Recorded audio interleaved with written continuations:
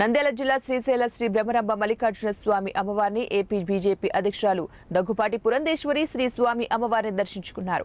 దర్శనార్థం ఆలయ రాజగోపురం వద్దకు చేరుకున్న పురంధేశ్వరికి ఆలయ మర్యాదలను అనుసరించి అర్చకులు, వేద పండితులు, ఆలయ అధికారులు ఘన స్వాగతం పలికారు.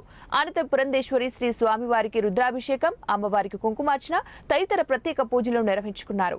దర్శన అనంతరం బీజేపీ అధ్యక్షురాలకు అమ్మవారి ఆశీర్వచన మండపంలో అర్చకులు, వేద పండితుల నుండి ఆశీర్వచనం చేయగా ఆలయ అధికారులు శ్రీ స్వామివారి శేష వస్త్రాలు, తీర్థ ప్రసాదాలను అందజేశారు.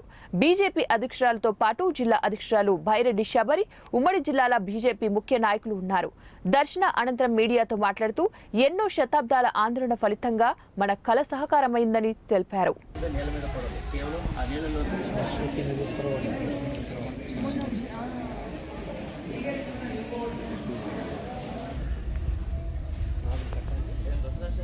ప్రధానంతో అక్కడి నుంచి ఈ ముస్లిం రాజ్యాలను జయించి హిందూ రాజ్యాన్ని మళ్ళీ నిర్మితం చేసి మన హిందూ సామ్రాజ్యాన్ని మళ్ళీ పటిష్టం చేస్తారన్నమాట.